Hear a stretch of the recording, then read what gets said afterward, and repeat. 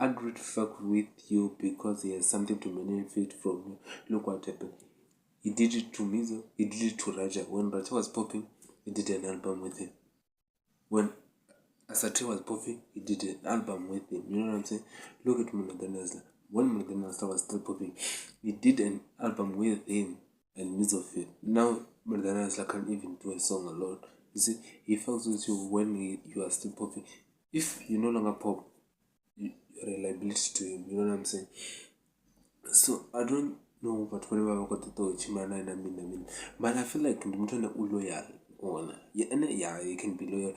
Because one what the fuck na Chris Bang is still this na Chris Bang on. If though it is a Chris Bang or I mean, I have a management who are now on.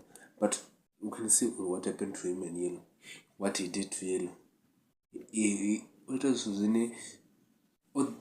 Yellow, I'm aware on the spot and make him what says to his name. You do it on any platform you even and come on.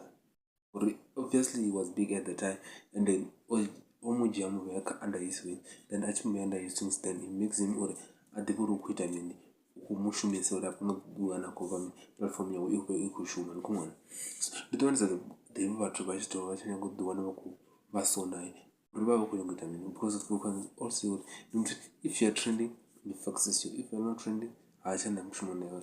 And this one is not just Java. And anyone una cool in our who eat. And I feel like it's more thriving woman. Even though talent and you can't take that away from me, my great talent to now. For sure, talent to now. One, the trainer has one zone as read. I'm not so to that, but is not as read. You can see his talent to now. One, Mara. And we can all know what we need. If fucks with you wildly you want something to benefit from you. So I don't know why people will this look over way wow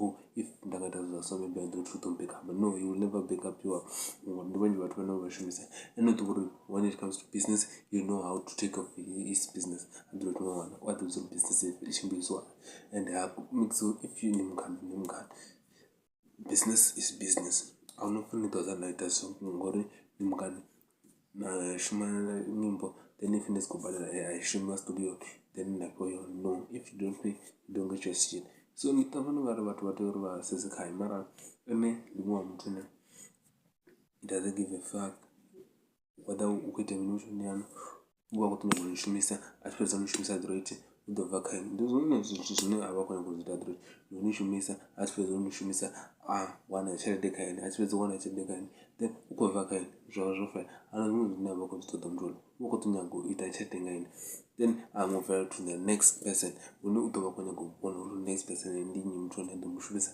and imyani anja trend of ra and one everything was trapping uyaka umuntu then amushumisa atomshumisa uko yaka umuntu ando amushumisa